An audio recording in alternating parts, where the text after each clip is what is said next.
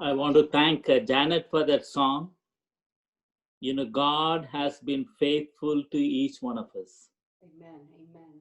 And the question is, how do we respond? God has been faithful to us, but we also need to be obedient to Him. So this morning, I want you to keep your Bibles open to Jeremiah chapter 35.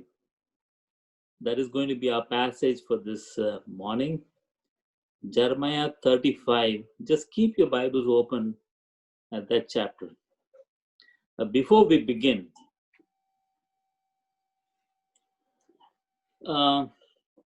there's just a parenting tip. A parenting tip. You know, when you want a child to do something that he or she is resistant to do, commend the other child who is doing it. And the disobedient child most likely will want to do it too, unless he or she is a remarkably rebellious child like Israel of old. Let us pray. Our Father in heaven, dear Lord, we are thankful that we could open your word. And today, as we study the book of Jeremiah, help us to understand that we need to be obedient to your word. We go astray from you, but you have over and over again come and pleaded with us to come back to you. Today we pray that each one of us will learn a lesson that will teach us to always be obedient to you. I pray in Jesus' most precious name. Amen. So this morning,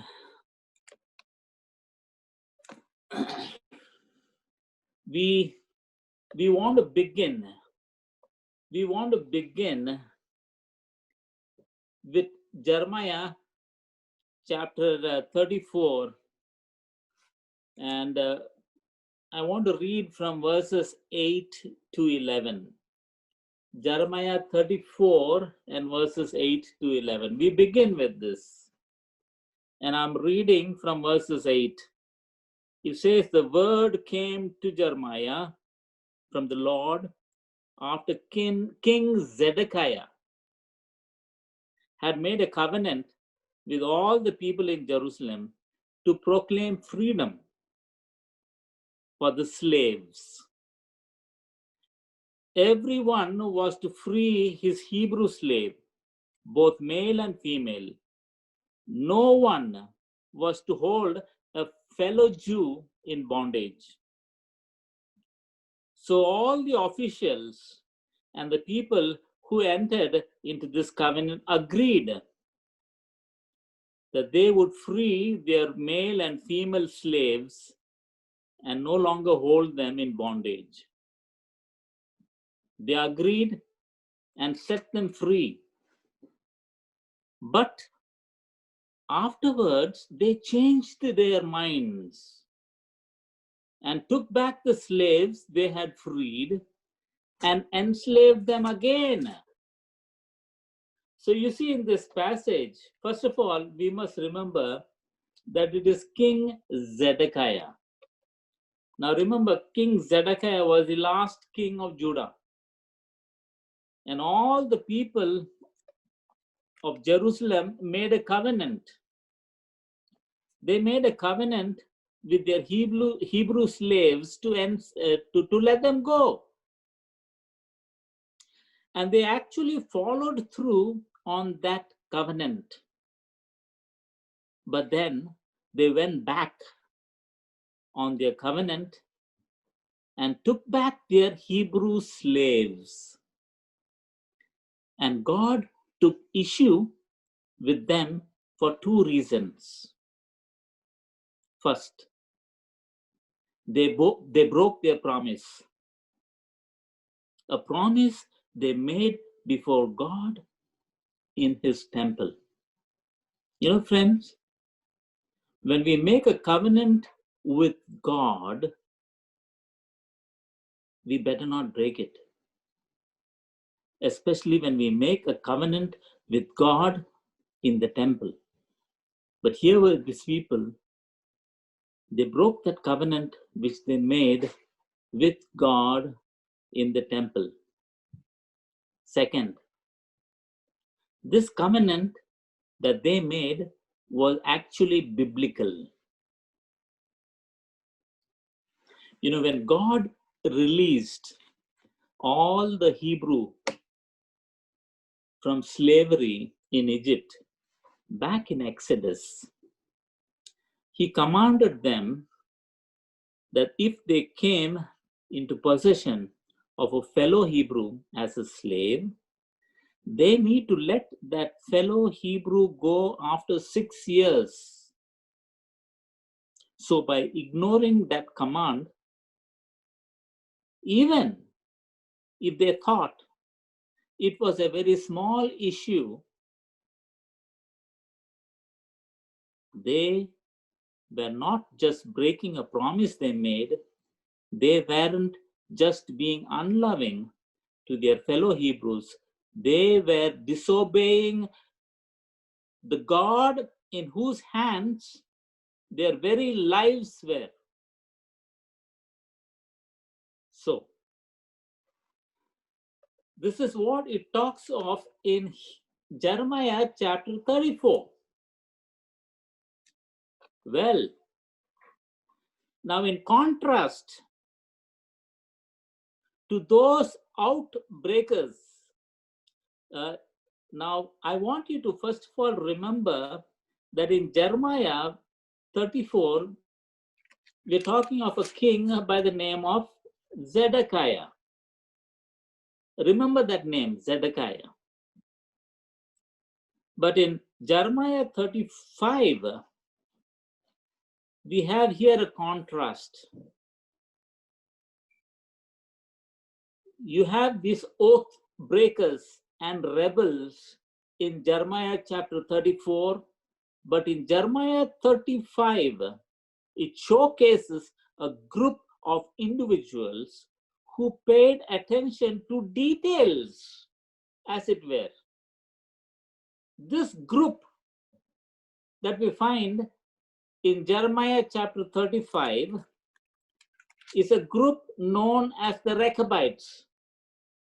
They had obeyed the command of their ancestor in a relatively very minor point, maybe something that some would ignore or consider unessential. But they obeyed that command, and thus they are held by God for all Judah to consider. God uses these Rechabites example to urge Judah to repentance and to obedience. He also promises to bless the Rechabites, and thus he shows them as an example to all of what happens when you submit to God's authority. So let us take a little background. Let us look at this chapter so that we'll get an idea of the whole story. So let us open our Bibles to Jeremiah chapter 35. And I'm going to read a few verses so that we'll get an idea of what is exactly happening. Jeremiah 35, and I'm reading from verses 1 and 2. It says, the word which came to Jeremiah from the Lord in the days of Jehoiakim, the son of Josiah, king of Judah, saying, Go to the house of the Rechabites, speak to them, and bring them into the house of the Lord, into one of the chambers, and give them wine to drink. In today's language, it would be like saying, bring them into the church, maybe, into the temple, and give them alcohol to drink. Now, remember,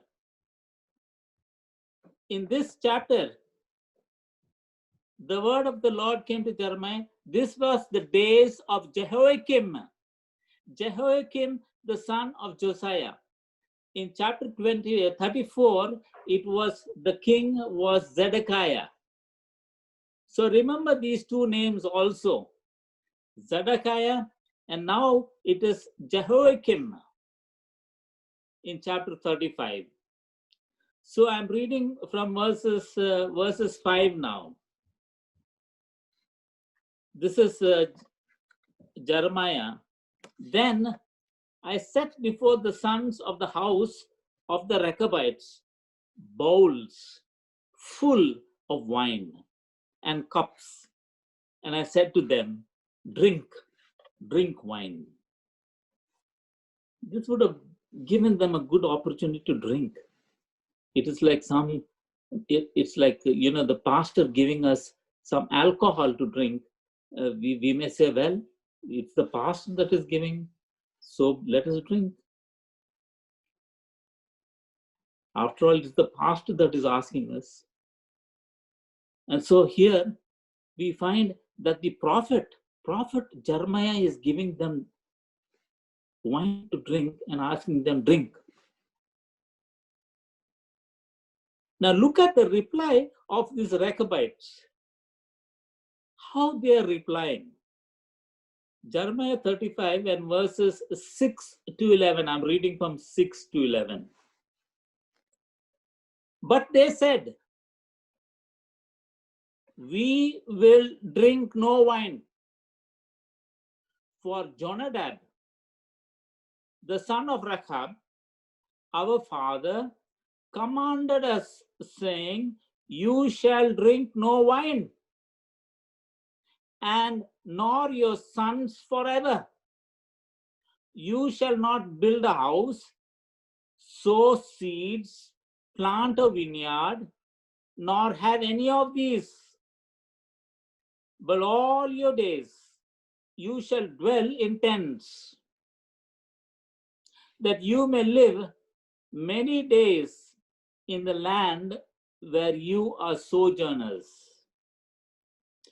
Thus we have obeyed the voice of Jonadab, the son of Rechab, our father, in all that he charged us, to drink no wine all our days, we, our wives, our sons, and our daughters, nor to build ourselves houses to dwell in, nor do we have vineyards, fields, or seeds.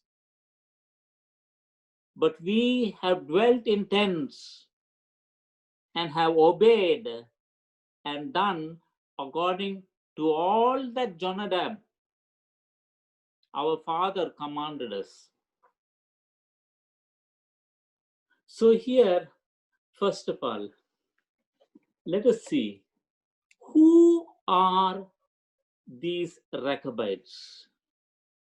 Who are the Rechabites? You might ask.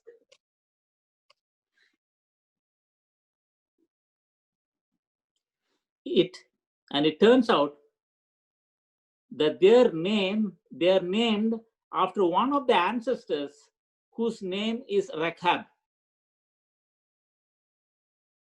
But we don't know anything about this man, Rechab. We have no idea of who he is. The Bible does not tell us anything about Rechab. It seems they were a group of very simple living people who lived above the sinful lifestyle of the cities. They were nomads. They did not even settle down in one spot when they were in the city.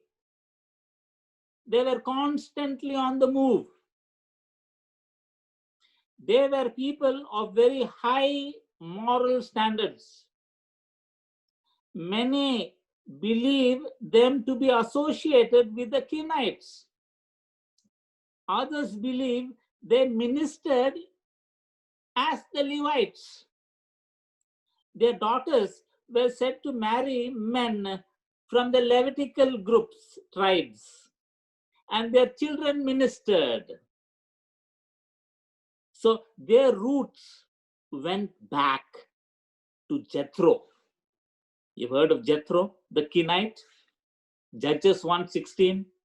It tells of how the Kenites, the descendants of Jethro, you know, Jethro was the father-in-law of Moses, and he came from the area of Jericho and lived in the wilderness of Judah towards the south. So these nomads were the ancestors of the house of Rechab.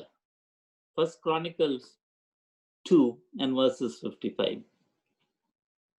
They came into Canaan with the Israelites. But in order to preserve their independence, they chose a life in tents without a fixed habitation. 1 Samuel 15 verses 6. It says that the Rechabites, they were very kind to the Israelites. However, now we read from verses 6 to 11. We read from verses 6 to 11 about another ancestor of these folks. His name is Jonadab. And he is also the son of Rechab. Now, we do know a little bit about this man by the name of Jehonadab, who is said to be the son of Rechab way back in 2 Kings chapter 10. So this man, in fact, he was an associate of the king of the northern Israel, whose name was Jehu. You remember him? Jehu. Maybe we must read a little bit. He is one of those people who eliminated Baal worship from northern Israel. Let's turn to 2 Kings chapter 10. 2 Kings chapter 10, and let me read a few verses from there. 2 Kings chapter 10, and I'm reading from verses 15. Verses 15, it says, after he left there, he came upon Jehonadab,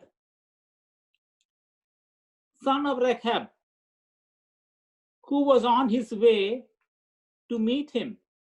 Jehu greeted him and said, are you in accord with me as I am with you? I am, Jehonadab answered. If so, said Jehu, give me your hand. So he did, and Jehu helped him up into his own chariot. Jehu said, come with me and see my zeal for the Lord. Then he had him ride along with him in his chariot. When Jehu came to Samaria, he killed all who were left there of Ahab's family. He destroyed them according to the word of the Lord spoken to Elijah. Verses 16, let us read verses 23. 2 Kings chapter 10 and verses 23. Then Jehu and Jehonadab, son of Rechab, went into the temple, Jehu said to the minister of Baal, "Look around and see that no servant of the Lord are here with you, only ministers of Baal." So they went in to make sacrifice and burnt offerings. Now Jehu had posted 80 men outside with this warning: if of you let any of the men I am placing in your hands escape, it will be your life for his life. So you see, it appears that this man Jehonadab helped Jehu to destroy the idolaters. Now, by the way, you see, this name, the name, when you're reading Jeremiah chapter 35, it speaks of Jonadab, Jonadab. But when you talk about Second Kings chapter 10, there it is speaking of Jehonadab, Jehonadab, Jehonadab and Jonadab. Both are sons of Rechab. Both are the sons of Rechab. So can they be the same person that it is speaking of? Yes, they are the same person. You know, actually this name in Hebrew, it is Jehonadab, Jehonadab, Jehonadab. That's in Hebrew. But in Latin, it is Jonadab. So actually both of these are the same person. Now, just look at these dates. It's talking of Jehonadab in 2 Kings. That is during the time, okay, of Jehu. Jehu reigned between 841 BC to 814 BC. 841 to 814 BC. That is Jehu. That is his reign. That was when he reigned. And it was during that time that, he met Jehonadab. So all this is taking place between 841 and 814 BC. But when we talk about Jeremiah chapter 35, here this is during the time of Jehoiakim. Jehoiakim, this king in power, in this chapter of Jeremiah, he reigned between 608 BC, 608 BC to 598 BC. So Jeremiah 35, this period that is taking place is between 608 BC to 598 BC. So you see, there is a difference. There is a difference between the time of Jehu, that is Jonadab, between the time of Jonadab and during this time of when Jeremiah is talking to this Rechabites. During this time, there is a period, a gap of 250 years. So 250 years between the time of Jehonadab and the events of this chapter in Jeremiah chapter 35. Keep this in mind. Keep this in mind for later. Now remember, here in Jeremiah 35, Jeremiah does not say, the Lord commands you to drink wine. That is not what he is saying. Verses 5, it very clearly states that it is Jeremiah personally giving this command. Since the command is coming from another man, these Rechabites, they are not obligated to obey him. And therefore, their obedience is actually being tested. But if it had come from the Lord, it would supersede everything else, and they would be required to obey regardless. So here, the issue here is not to prove if drinking is right or wrong. Some of us may think, well, you see, Jeremiah had given them wine to drink. So what is there for us to drink alcohol today? The issue here is not whether drinking is right or wrong. It's not an attempt to endorse or to incite drunkenness. This is a prelude to an important object lesson. And by rejecting that offer by prophet Jeremiah, these Rechabites, they were obeying the old command from Jonadab. Furthermore, Jonadab, he called them to dwell in tents, verses 7, not houses. Likely, so that they would avoid entanglement to the world. And the amazing thing was, despite the fact that their long since deceased ancestor, Jonadab, had been dead and gone some 250 years back, they are still obeying. Their lifestyle depicts the fact that all believers are strangers in this land. This is not our home. You have heard that song, this world is not my home. I am only passing through. We sing that song. We are headed for our home in heaven. These people, the Rechabites, were not materialistic people, and they lived a very simple lifestyle. We might learn from that too. Many of our problems in our society today come from the cravings of the material things of this life.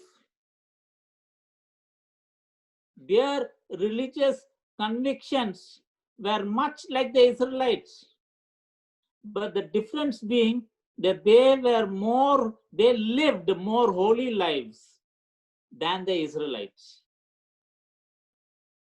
So friends, let us make a little comparison between these Rechabites and the Israelites. A little contrast. First, the Rechabites kept their vows to a fallible human leader, Jonadab. Whereas the people of Israel broke their covenant with their infallible divine leader, the Lord of armies in heaven and earth, the creator of Israel, their benefactor, covenant God, and Father, and whom they profess to worship. God and not man, infinitely greater than Jonadab, whose precepts had been observed by his future generations. Second, Jonadab, He told his family one time not to drink, and they obeyed. God commanded Israel constantly, over and over again, to turn away from sin, and they refused. There was widespread idolatry. 2 Kings chapter 17 and verses 9 to 11, you will see all those sins that Israel had committed. Pagan religious practices. The Israelites caused their sons and daughters to pass through the fire. They practiced witchcraft, soothsaying, and sold themselves to do evil in the sight of the Lord, to provoke him to anger. Third, the Rechabites obeyed laws that dwelt with temporal issues. Israel refused to obey God that dwelt with eternal issues. The Rechabites had no problem keeping the commands of their earthly father, but the Israelites would not keep the commandments of their heavenly Father. Israel walked in the statutes of the nations whom the Lord had cast out from before them. The Rechabites made these Israelites look bad because Israel wasn't keeping God's commandments. The Rechabites were not constantly being warned by prophets to repent and repent. They just lived the holy life right from the beginning. Whereas the Israelites had been warned over and over and over again by prophets that God had sent to repent and to live for God. Fourth, the Rechabites had obeyed the commands of their ancestors. 250 years, Israel had disobeyed their God, their heavenly fathers, for hundreds of years. None of the living Rechabites during this period, none of the living Rechabites had ever seen this ancestor of theirs. They had never heard his actual voice.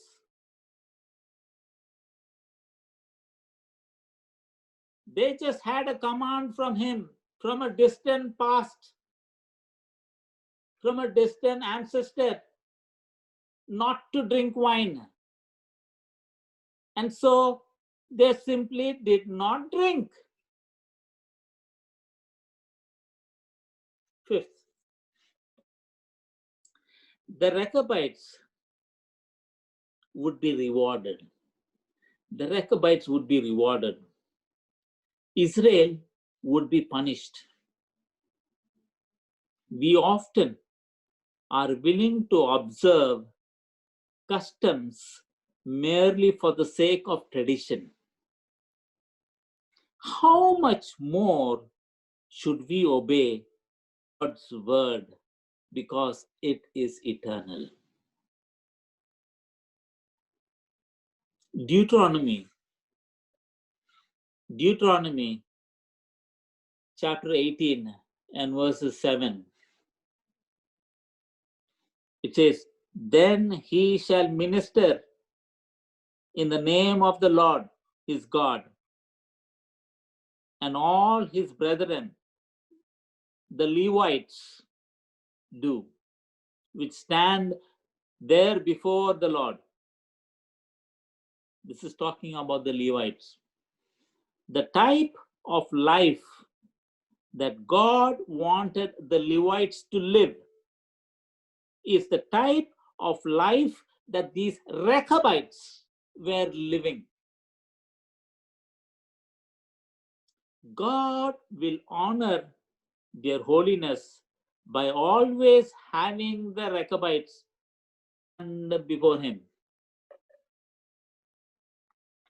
Let me just read those two verses, chapter 35, and the last two verses, chapter 35 and verses 18 and 19.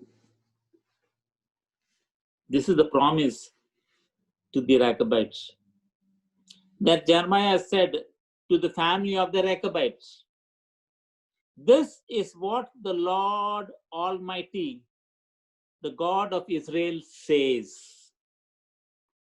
You have observed, you have obeyed the commands of your forefathers, Jonadab, and have followed all his instructions and have done everything he ordered. Therefore, this is what the Lord Almighty, the God of Israel, says.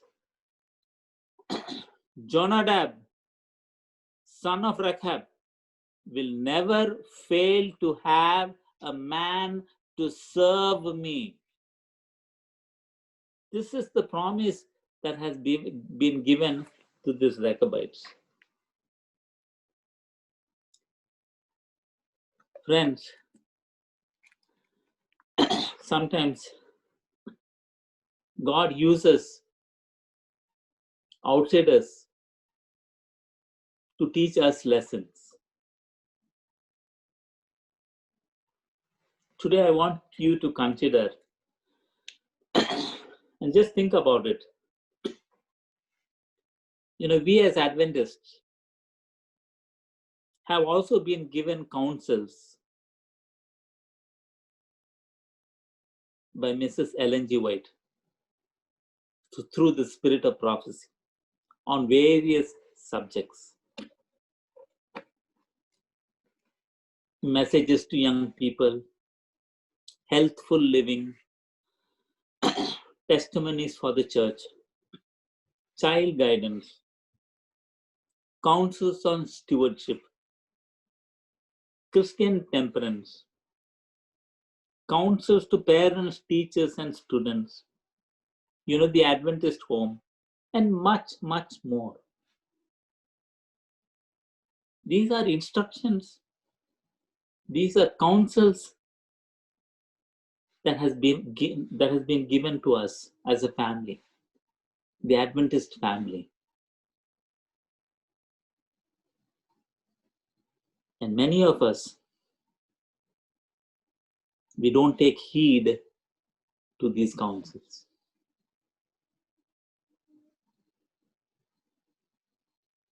In fact, there are many people today who even don't trust Ellen G. White and don't even believe in what she has written. It is time that we take lesson from these Rechabites who followed the instructions of Jonadab, an ordinary man. He was not a prophet. He's just an ordinary man.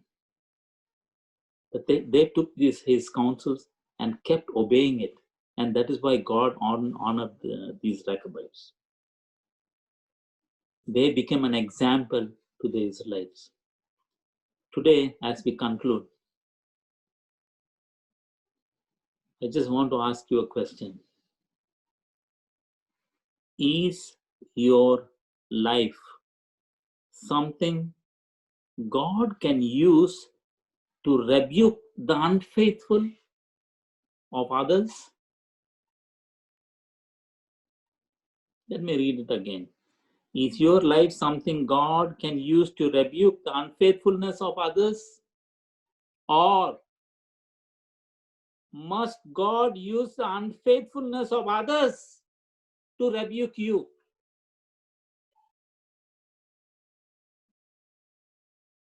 Should God use the faithfulness of others to rebuke you? is the question that we need to ask. Friends, it is time that we think it over and see if we are really obeying the commands of our Lord and Savior. Our Almighty God, He has commanded us through His word. Let us obey Him and be faithful to Him so that we will be with Him in eternity. May God bless each one of us, is my prayer. Amen.